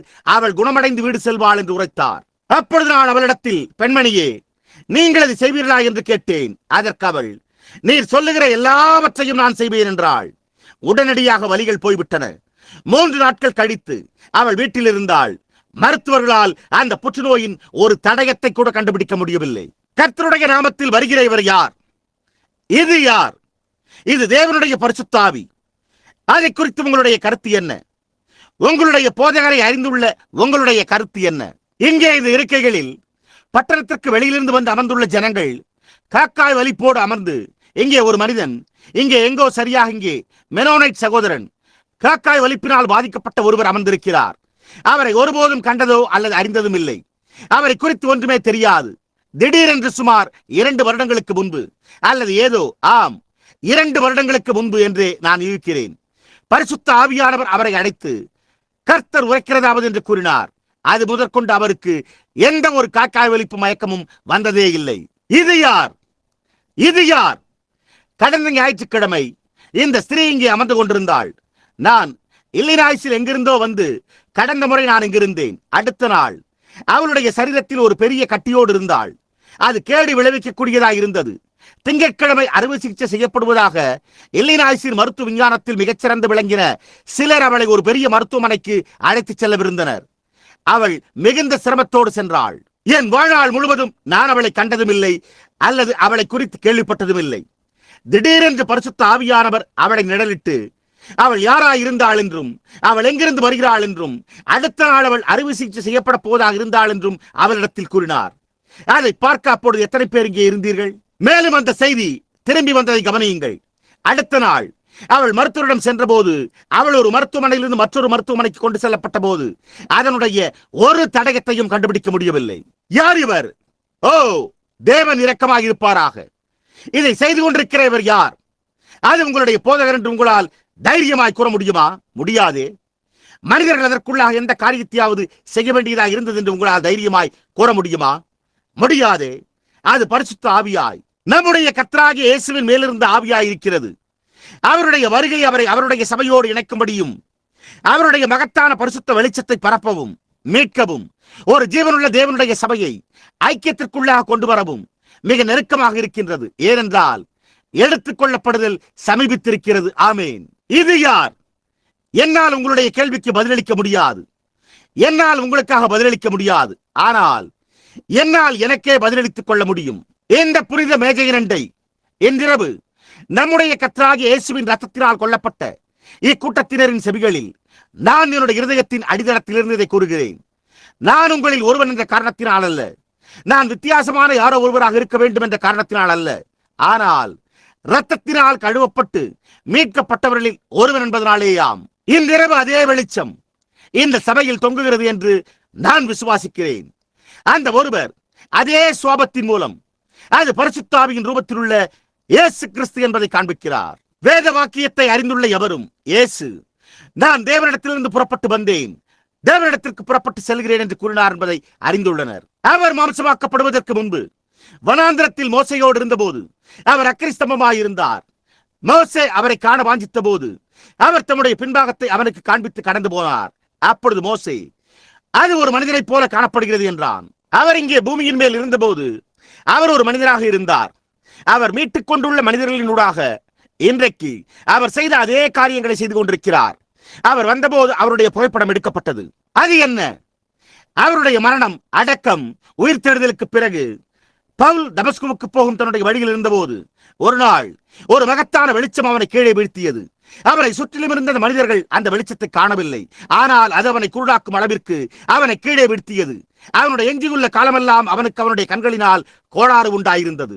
அவன் ஒருமுறை, எனக்கு வெளிப்படுத்தப்பட்டவர்களுக்குரிய மேன்மை நிமித்தம் நான் என்னை உயர்த்தாதபடிக்கு அவனுடைய மாம்சத்தில் ஒரு முள் கொடுக்கப்பட்டிருக்கிறது, அது அவனை குட்டும் சாத்தானுடைய தூதனாய் இருக்கிறது என்று கூறினான். ஏனென்றால் அது மிகுதியான வெளிப்பாடாயிருந்தது. பவுல் மதவெறியர்கள் என்று அழைக்கப்பட்ட ஜனங்களை, ஒரு மீண்டும் பிறந்த குழுவை, அதிக சத்தத்தை உண்டு பண்ணி கொண்டிருந்த ஜனங்களை துன்பப்படுத்த தன்னுடைய பாதையில் சென்று கொண்டிருந்த போது கீழே வீழ்த்தப்பட்டான். அவர்களை கைது செய்து எருசலேமுக்கு கொண்டு வருவதற்காக தன்னுடைய சட்டைப்பையில் நிருபங்களோடு அவர்களை துன்புறுத்த பவுல் தன்னுடைய பாதையில் சென்று கொண்டிருந்தான். சுமார் மத்தியான வேளையிலே ஒரு ஒளி கீழே வந்து அவனை தரையிலே குப்புற விட தள்ளிற்று. அவன் தரையிலே விழுந்தான். அந்த ஒளியிலிருந்து ஒரு சத்தம் உண்டாகி, சவுலே சவுலே, நீ ஏன் என்னை துன்பப்படுத்துகிறாய் என்று கூறிற்று. சவுல் திரும்பி தன்னுடைய குருடாக்கப்பட்ட நிலையில் மேல் நோக்கி பார்த்தான். அவனால் அந்த மகத்தான மகிமையான ஒளியை காண முடிந்தது. அப்பொழுது அவன், ஆண்டவரே, நீர் யார் என்று கேட்டான். அப்பொழுது அவர், நான் இயேசு, நான் தேவனிடத்திலிருந்து வந்தேன், நான் தேவனிடத்திற்கு சென்றேன், நான் தேவனிடத்திலிருந்து வந்தேன், நான் தேவனிடத்திற்கு திரும்புகிறேன் என்றார். மேலும் அவர், முள்ளில் உதைக்கிறது உனக்கு கடினமாம் என்றார். அந்த புனித மணலின் மேல் ஒரு வெளிப்பாடு. அந்த இடத்தில் ஒரு முறை இருந்த மனிதன் அதே விதமாக ஒருபோதும் இருக்க முடியாது. ஒரு மனிதன் அவன் தன்னை ஒரு கிறிஸ்தவன் என்று அழைத்துக் கொள்ளும் முன்பே, அவன் தன்னை அடையாளம் கண்டுகொள்ளும் முன்பே, அவன் முதலில் அந்த வனாந்திரத்தின் பின்பக்க அனுபவத்தை பெற்றிருக்க வேண்டும். அங்கே அவன் தேவனை முகமுகமாக சந்திக்கிறான். ஏனென்றால் இன்றைக்கு நீங்கள் எந்த விதமான பதிலையும் பெற முடியும். கர்த்தர் செய்வதாக சொன்னதை அவர் சரியாக செய்வதை உங்களால் காண முடியும். மேலும் புத்திசாலியான வேத பண்டிதர்கள் இதை விளக்குவார்கள். அவர்கள், அது மற்றொரு நாளுக்கானதாக இருந்தது, அது இதற்கானதாக இருந்தது, இல்லை, அது மற்றொரு காலத்துக்கானதாக இருக்கிறது, அல்லது அது தவறாயிருக்கிறது என்று கூறுவார்கள். அவர் பெயல்செபூல், பிசாசு, அவர் ஒரு குறி சொல்பவர் என்று இயேசுவை குறித்து கூறியது போலவே மேலும் அந்த காரியங்கள் எல்லாவற்றுக்கும் அவர்களிடம் பதில் இருக்கிறது. ஆனால் ஒரு மனிதன் கிறிஸ்துவோடு தொடர்பு கொள்ள எப்போதாவது வந்திருந்து பவுல் கண்டதை போல அவரை கண்டிருக்கும் போது, அல்லது அவரிடத்தில் அனுபவம் கொண்டிருக்கும் போது, அந்த ஒரு மனிதனுடைய அனுபவத்தை விளக்கி கூறக்கூடிய போதுமான வேத பண்டிதர்கள் இந்த உலகத்தில் இல்லை. அந்த காரணத்தினால் தான் இன்றைக்கு அவர்கள் அனுபவத்தை பெற்றிருக்கவில்லை. அந்த காரணத்தினால் தான் அவர்களால் கூற முடியவில்லை. அவர்கள் எல்லோரும், இவர் யார், இது என்ன, இது எங்கிருந்து வருகிறது என்று கூறிக்கொண்டிருக்கின்றனர். அவர்கள் பதிலை பெற்றிருக்கவில்லை. ஏனென்றால் அவர்கள் அறிந்துள்ளதெல்லாம் ஏதோ ஒரு சபை உருவாக்கி இருக்கிற ஒரு வேத சாஸ்திரமே ஆகும். வேத சாஸ்திரத்தை அறிந்து கொள்வது ஜீவன் அல்ல, வேதாகமத்தை அறிந்து கொள்வதும் ஜீவன் அல்ல. ஆனால் அவரை அறிந்து கொள்வதே ஜீவனாயிருக்கிறது. அவருடைய பிரசனத்தில் உங்களை நிரப்பி இருக்கின்ற ஒருவராயிருக்கிறபடியால் உங்களுடைய சொந்த இரட்சகராக அவரை அறிந்து கொள்வதே. அது சம்பவித்த போது நீங்கள் அங்கே இருந்தீர்கள். அதிலிருந்து உங்களை எவராலும் விலக்கி எடுக்க முடியாது. உங்களுக்காக எவரும் அதை விளக்க முடியாது. அந்த அனுபவம் உங்களுக்கு சம்பவிக்கிற போது அவர் யாராக இருக்கிறார் என்பதை நீங்கள் அறிந்து கொள்கிறீர்கள். எனக்கு அவர் நேற்றும் இன்றும் என்றும் மாறாத இயேசு கிறிஸ்துவாயிருக்கிறார். இந்த அற்புதங்களை நிகழ்த்திக் கொண்டிருக்கிற இவர் யார்? இந்த மகத்தான கிரியைகளை செய்து கொண்டிருக்கிற இது யார்? இது பிரசங்கியா? இது ஓரல் ராபர்ட்ஸா? இது பில்லி கிரஹாமா? இது ஜாக் ஷூலரா? வில்லியம் பிரணாமா? அது யாராக இருந்தாலும் அவர்களுக்கு இதனோடு எந்த சம்பந்தமும் இல்லை. அவர்கள் கருவிகளாயிருக்கிறார்கள். அது பரிசுத்த ஆவியானவர் ஒரு ஜனத்தை ஆயத்தப்படுத்தும்படி அடையாளங்கள், அற்புதங்கள், அதிசயங்களோடு கூடிய சுவிசேஷத்தோடு வருகிறதாக உள்ளது. அவர் வருவதை எதிர்நோக்கியிருக்கும் விசுவாசிகளோடு கூடிய எதிர்பார்ப்புகளால் நிறைந்துள்ளது. மற்றவர்களோ, ஏன் இந்த எழுப்புதல்கள், நாம் ஏன் இதை பெற்றிருக்கிறோம், நாம் ஒரு சபையில் சேர்ந்து கொள்வோம் என்று கூறிக்கொண்டிருக்கிறார்கள். ஏன் நான் புதிய சபையை கட்டத் தொடங்கின போது, அதாவது இங்கே சபையிலே அது கூறப்பட்டு வந்தது, நமக்கு அற்புதங்கள் தேவையில்லை, நமக்கு இனிமேல் இந்த காரியங்கள் தேவையில்லை, உங்களுக்கு அவைகள் வேண்டுமானால் அவைகள் சம்பவிக்கிற அந்த இடத்திற்கு போங்கள், எங்களுக்கு அவைகள் எங்கே வேண்டியதில்லை என்றனர். பிரணாம் கூடாரம் அந்த தாழ்வான நிலைக்கு தாழும் போது அது மூழ்கி விடுகிறது. இந்த சபையானது இயேசு கிறிஸ்துவின் சுவிசேஷம், வல்லமை மற்றும் கொள்கைகளின் பேரில் நிறுவப்பட்டது. மேலும் இந்த கூடாரம் இருக்கும் வரை மகிமையான பரிசுத்த ஆவியானவர் ஆத்துமாக்களுக்கான அணுகளை கண்டறிந்து ரட்சித்து பரிசுத்த ஆவியினால் நிரப்பி வியாதிஸ்தர்களை சுகப்படுத்துவாராக. எனக்கு இது நேற்றும் இன்றும் என்றும் மாறாத இயேசு கிறிஸ்துவாய் உள்ளது. நாம் ஜெபம் செய்வோமாக. அவர் யாராக இருக்கிறார் என்பதை நீங்கள் அறியாமல் இருந்தால், இவை அனைத்தும் என்னவென்பதை குறித்து நீங்கள் அறியாமல் இருந்தால், நீங்கள் அறிந்து கொள்ள விரும்பினால் உங்களுடைய கரத்தை உயர்த்துவதனால் நீங்கள் அதை செய்வீர்களா? உங்களுடைய கரத்தை உயர்த்துவதன் மூலம் நான் அவரை அறிந்து கொள்ளும்படி சகோதரன் பிரணாம் எனக்காக ஜெபியுங்கள் என்று கூறுங்கள். கர்த்தர் உங்களை ஆசீர்வதிப்பாராக. சுற்றிலும் நான் உங்களுடைய கரங்களை காண்கிறேன். இப்பொழுது பரலோக பிதாவே, நாங்கள் இந்த செய்திக்கு தங்களுடைய கரங்களை உயர்த்தின ஜனங்களை கனிகளாக கொண்டு வருகிறோம். அதாவது அவர்கள் இவர் யார் என்பதை அறிந்து கொள்ள விரும்புகின்றனர். இந்த மகத்தான இயேசுவானவரோடு அவர்கள் அறிமுகப்படுத்தப்பட வேண்டும் என்று விரும்புகிறார்கள். அதாவது அவருடைய வருகையும் உயிர்த்தெழுதலும் மிகவும் சமீபமாக இருக்கின்றபடியால் வியாதியஸ்தர் சுகமடைய தொடங்கி இருக்கிறார்கள். அது சம்பவித்த பிறகு அதன் பின்னர் தீர்க்க தரிசனம் சபைக்கு வந்தது. அதன் பின்னர் வரங்களும் அற்புதங்களும் நிகழ்ந்தன. இப்பொழுது அந்த கடைசி அடையாளத்துக்கு சென்றுள்ளது. அடுத்து வருவது எடுத்துக் கொள்ளப்படுதலே. சபையானது எடுத்துக் கொள்ளப்படும். கர்த்தாவே, உம்முடைய உயிர்த்தெழுதலின் வல்லமையில் உம்மை அறிந்திருப்பதாக உரிமை கோரி இருக்கிற நாங்கள் கர்த்தராகிய இயேசுவே வாரும் என்று கெஞ்சிக் கொண்டும் கதறிக்கொண்டும் வாஞ்சித்துக் கொண்டும் காத்துக் கொண்டும் இருக்கிறோம். கர்த்தாவே, உம்முடைய சபையை சீக்கிரமாக எடுத்துக் கொள்ளப்படுதலில் கொண்டு செல்லும். ஏனென்றால் சீக்கிரத்தில் மனிதர்கள் ஜீவிப்பதற்காக நீர் சிருஷ்டித்த பூமியை அவர்களே வெடிக்கச் செய்ய போகிறார்கள். ஏனென்றால் அவர்கள் உமக்கு கீழ்ப்படியாதிருக்கிறார்கள். அவர்கள் சமாதானத்தை அல்ல, யுத்தத்தையே படித்தறிந்திருக்கிறார்கள். அவர்கள் நீதியை படித்தறிந்திருக்கவில்லை, ஆனால் அவர்கள் தீவினையை படித்தறிந்துள்ளனர். எப்படியோ அவர்கள் வல்லமைக்கான பசியாயிருக்க விரும்பவில்லை. கர்த்தாவே, அவர்களுடைய இருதயத்தில் உள்ள அந்த சிறு இடமானது வல்லமைக்கான பசியை அவர்களுக்கு ஏற்படுத்துகிறது.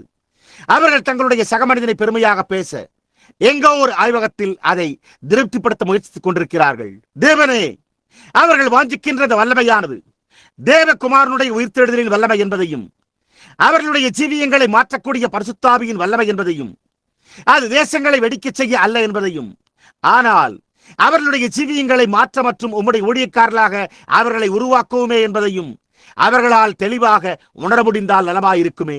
அநேக ஜனங்கள் காட்டுத்தனமான வெறித்தனத்தினால் பாதிக்கப்பட்டு அவர்கள் எங்களை ஒன்றுமறியாத ஒரு கூட்டம் என்றும் மற்றும் மதவெறியர்கள் என்றும் அவர்கள் ஆரம்ப நாட்களில் செய்தது போல எங்களை அடையாளம் காட்டுகிறார்கள்.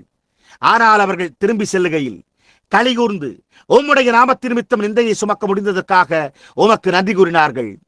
கர்த்தாவே, இன்றிரவு எங்கும் உள்ள உம்முடைய பிள்ளைகளின் உணர்வும் அதுவேயாகும். நாங்கள் மாத்திரமே மகிழ்ச்சியாயிருக்கிறோம். உம்முடைய நாளில் சிலர் உம்மை அடையாளம் கண்டுகொள்ள முயன்றனர். அவர்கள் போதிய ஆடை அடியாமல் தன்னை சுற்றி ஒரு பழைய ஆட்டுத்தோலை சுற்றி கொண்டு, வனாந்திரத்திலிருந்து வந்த யோவான், கிழக்கு மேற்கு என்று வார்த்தைகளை சரியாக பேசத் தெரியாத ஒரு காட்டு மனிதனாய், கோடாரியானது மரத்தின் வேறருகே வைக்கப்பட்டிருக்கிறது என்று கூறின ஒரு காட்டு மனிதனின் சிநேகிதனாய் இருக்கிறார் என்றனர். அவர் இவனை பின்பற்றுகிற ஒருவர், அவன் ஒரு காட்டு மனிதன், அவன் பைத்தியக்காரன், அவன் புத்தி கட்டவன் என்றனர். ஓ கர்த்தாவே, உம்மோடு இருந்த இயற்கைக்கு மேம்பட்ட ஊழியம் அவர்களின் கண்களை குருடாக்கினது. அது மீண்டும் இன்றைக்கு அவ்வாறே உள்ளது. யோவான் அவனுடைய நாளில் செய்தது போல இந்த மகத்தான பரிசுத்த ஆவியானவர் கர்த்தருடைய வருகையை முன்னறிவித்து காண விரும்பாத அந்த ஜனங்களை குருடாக்குகிறார். ஆனால் காண விருப்பம் உள்ளவர்களை நீர் அவர்களை தெரிந்து கொண்டிருக்கிறீர். நீர், பிதாவானவர் எனக்கு கொடுத்திருக்கிற யாவும் என்னிடத்திற்கு வரும் என்றும் அவர்களில் ஒருவரும் இழக்கப்பட மாட்டார்கள், நான் அவனை கடைசி நாளில் எழுப்புவேன் என்றீர். நாங்கள் இதற்காக உமக்கு நன்றி செலுத்துகிறோம். இன்றிரவு தங்களுடைய கரங்களை உயர்த்தியிருக்கிறவர்களுக்காக ஓ தேவனாகிய கர்த்தாவே, நீர் உம்மை அவர்களுக்கு அனுபவத்தில் உயிர்த்தெழுதலின் வல்லமையில் தெரியப்படுத்த வேண்டும் என்று நாங்கள் ஜெபிக்கிறோம். கர்த்தாவே, இதை அருளும். தங்களுடைய கரங்களை உயர்த்தாத மற்றவர்கள் இங்கு இருக்கலாம், ஆனால் அதே சமயத்தில் அவர்களுடைய இருதயத்தில் அவர்களுக்கு அது தேவைப்பட்டது என்று அவர்கள் அறிந்திருந்தனர். நீர் அவர்களை ஆசீர்வதித்து அவர்களுடைய இருதயத்தின் வாஞ்சையை அவர்களுக்கு தர வேண்டும் என்று நான் ஜெபிக்கிறேன். இன்றிரவு நாங்கள் கட்டடத்தை விட்டு செல்லும் போது நாங்கள் வித்தியாசமான ஜனங்களாக செல்வோமாக. நாங்கள் உள்ளே வரும்போது கொண்டிருந்த நோக்கம் உம்முடைய தெய்வீக சத்தத்திற்கு முரண்பட்டதாக இருந்திருந்தால் நாங்கள் அதைவிட ஒரு வித்தியாசமான நோக்கத்தோடு செல்வோமாக. நாங்கள் உம்மோடு கொண்டிருந்த அனுபவம் எங்கள் ஆத்மாவை திருப்திப்படுத்தும் வரையில் நாங்கள் பலிபீடத்தின் கொம்புகளை பிடித்துக் கொள்வதற்கான ஒரு தீர்மானத்தோடு வெளியே செல்வோமாக. நாங்கள் யாரை குறித்து பேசுகிறோம் என்பதை நாங்கள் அறிவோம். ஏனென்றால் நாங்கள் அவரை சந்தித்து அவரை அறிந்து அவரோடு ஐக்கியம் கொண்டிருக்கிறோம். பிதாவே, இந்த காரியங்களை அருளும். வியாதியஸ்தரையும் மற்றும் பாதிக்கப்பட்டவர்களையும் சுகப்படுத்தும். எங்களுடைய அருமையான விலையேறப்பெற்ற போதகரை ஆசீர்வதியும். தேவனே, நீர் அவரோடும் மற்றும் அவருடைய அருமையான சகோதரிகளோடும் அவர்கள் சுவிசேஷ பாடல்களை பாடும்போதும் தங்களுடைய வானொலியில் அதை பிரசங்கிக்கும் போதும் அவர்களோடு இருக்க வேண்டும் என்று நாங்கள் ஜெபிக்கிறோம். எங்களுடைய வாசல்களில் இருக்கிற அந்நியர்களை ஆசீர்வதியும். கர்த்தாவே, இன்றிரவு அவர்கள் தங்களுடைய இருதயத்தில் ஒரு பாரத்தோடு இந்த வேளையிலிருந்து அவர்கள் ஒரு நோக்கத்தோடு வெளியே செல்வார்களாக. இதற்கு முன்பு அவர்கள் உம்மை அறியாமல் உமக்கு சேவை செய்யாதிருந்திருந்தால் அவர்கள் உம்மை சேவிப்பார்களாக. மற்ற எல்லா காரியங்களும் ஒன்றுமற்றதாகும் என்றும், ஆனால் கர்த்தருடைய வார்த்தையோ என்றென்றும் நிலைத்திருக்கும் என்றும் இதை அறிந்திருக்கிறோம். பிதாவே, இதை அருளும். எங்களுடைய எல்லா பாவங்களையும் எங்களுக்கு மன்னியும். நாங்கள் அந்த மகத்தான சந்திப்போமாக. இப்பொழுது செய்திக்கு பிறகு நாம் அவரிடத்தில் பாடுகையில் நாம் அப்படியே நம்முடைய தலைகளை தாழ்த்தி அவரை ஆராதிப்போமாக. உங்களுடைய முழு இருதயத்தோடு எத்தனை பேர் அவரை உண்மையாகவே நேசிக்கிறீர்கள்? உங்களுடைய கரத்தை உயர்த்தி நான் அவரை நேசிக்கிறேன் என்பதற்கு ஒரு சாட்சியாக இதை கூறுங்கள். ஓ, அவர் அற்புதமானவர் அல்லவா? உங்களுக்கு தெரியும், நான் இந்த விதமாக அமர்ந்து எப்படியாவது அவருடைய பிரசனத்தில் அப்படியே பருக விரும்புகிறேன். அவருடைய வார்த்தை புறப்பட்டு சென்றது. அது இருதயங்களுக்குள் விழுந்துள்ளது. அது நம்மை திருத்துகிறது. அது நம்மை அவருடைய ஆவிக்கு கீழ்ப்படிதலுக்குள்ளாக கொண்டு வருகிறது. அப்படியானால் அவரை ஆராதிக்கும்படி இது எவ்வளவு அருமையானதாய் உள்ளது. இப்பொழுது இன்றிரவு நீங்கள் சபையிலிருந்து செல்லும் போது அவரை ஆராதித்துக் கொண்டே செல்லுங்கள். இந்த வாரம் புதன்கிழமை இரவு இங்கே ஒரு ஜெபக்கூட்டம் உண்டு என்பதை நினைவில் கொள்ளுங்கள். WLRP என்ற ஒலிபரப்பில் ஞாயிற்றுக்கிழமை இல்லை, சனிக்கிழமை 9 மணிக்கு சகோதரன் நெவிலுடைய ஒலிபரப்பை மறந்து விடாதீர்கள். நான் அவைகளை கேட்க விரும்புகிறேன். நீங்கள் விரும்பவில்லையா? அது 4 அல்லது 3 குழு. அழகாக தொனிக்கிறது. நானும் மனைவியும் பிள்ளைகளும் நாங்கள் யாவரும் அந்த சிறிய வானொலியில் சகோதரன் நெவில் பேசுவதையும் அவருடைய ஒலிபரப்பையும் அவருடைய அற்புதமான வார்த்தைகளையும் அவர் நேசிக்கிற மற்றும் விசுவாசிக்கிற தேவனை எப்படி உயர்த்துகிறார் என்பதையும் கேட்க அதை சுற்றி அமர்கிறோம். இங்கு இருக்கிற அந்நியர்களாகி நீங்கள் உங்களுக்கு ஒரு சொந்தமான சபை இல்லாவிடில் எங்களோடு வந்து சேர்ந்து கொள்ளுங்கள். நான் உங்களுக்கு சொல்லுகிறேன், அவர் இங்கே அமர்ந்து கொண்டிருக்கிறார் என்று இதை கூறவில்லை. இல்லை ஐயா, அநேக முறை நான் இதை கூறினேன். நான் சகோதரன் நெவிலை நேசிக்கிறேன். இது முதலாவது. அவர் ஒரு வேத பண்டிதர். முதலாவது காரியம். அவர் ஒரு தேவனுடைய பிள்ளை. அடுத்த காரியம், அவர் ஒவ்வொரு நாளும் ஒரே விதமாக இருக்கிறார். நான் அவரை பல வருடங்களாக அறிந்துள்ளேன்.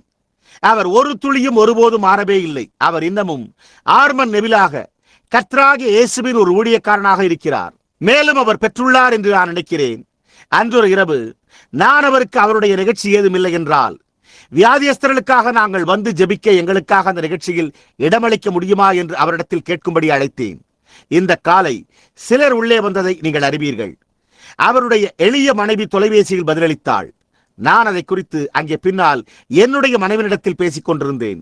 அவருடைய அழகான எளிய மனைவிக்காகவும் மற்றும் அவருடைய குடும்பத்திற்காகவும் நாங்கள் எப்படியாய் தேவனுக்கு நன்றி செலுத்துகிறோம்.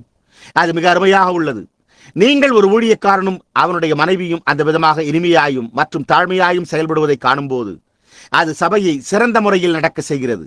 நாட்கள் செல்ல செல்ல அது இனிமையாக இருக்கிறது. உங்களுடைய முழு இருதயத்தோடு நீங்கள் அவரை நேசிக்கிறீர்களா?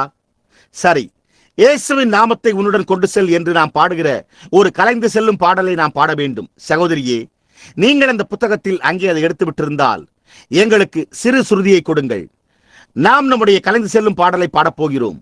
நாங்கள் முதலாம் சரணத்தை பாடும்போது நாம் சுற்றி திரும்பி ஒருவரோடு ஒருவர் கரங்களை குலுக்க வேண்டும் என்று விரும்புகிறோம். சரி, எங்களுக்கு சுருதியை கொடுங்கள். சகோதரனே, தேவன் உங்களை ஆசீர்வதிப்பாராக. இப்பொழுது இந்த சரணத்தை நாம் எடுத்துக் கொள்வோமாக. அது அற்புதமாக இருக்காதா? குடும்ப ஜெபத்தை மறந்து விடாதீர்கள் என்று நாம் வழக்கமாக பாடுகிற நம்முடைய அந்த சிறிய பாடல் எத்தனை பேருக்கு நினைவிருக்கிறது? உங்களுக்கு அது நினைவிருக்கிறதா? நான் இல்லை. தெல்மா, அது உங்களுக்கு தெரியுமா? அல்லது அந்த சுருதியை அல்லது தெரியாதா? நாம் அதை ஒருமுறை முயற்சிப்போமாக. உங்களுக்கு அது நினைவில் இருக்கவில்லையா? நான் அதை ஒருமுறை உங்களோடு முயற்சிக்கலாம். எத்தனை பேர் குடும்ப ஜெபம் செய்கிறீர்கள்? அது நல்லது. நாம் அதை மீண்டும் முயற்சிப்போமாக. நான் அதை இங்கே மீண்டும் பாட உள்ளேன். எனக்கு அது பிடிக்கும்.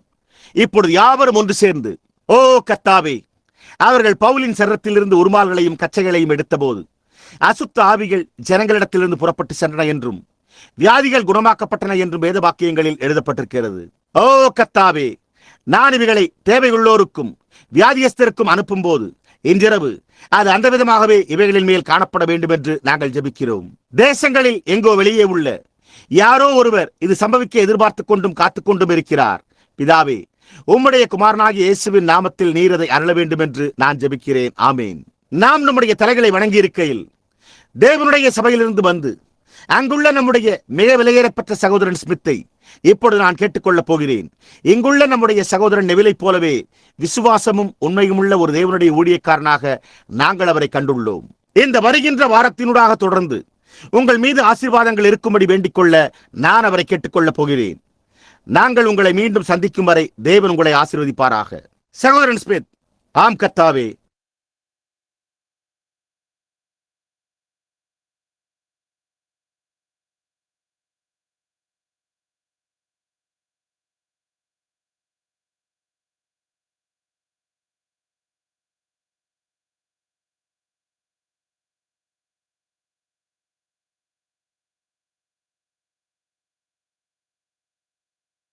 ஆம், ஆம்,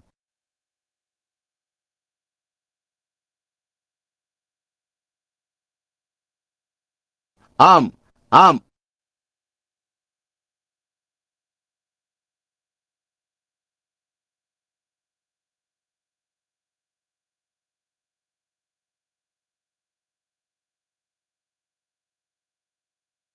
ஆமேன். ஒருவர் மற்றவருடைய கரங்களை குலுக்குங்கள். கூடாரத்துக்கு மீண்டும் திரும்பி வரவேற்கிறோம். தேவன் உங்களை ஆசீர்வதிப்பாராக.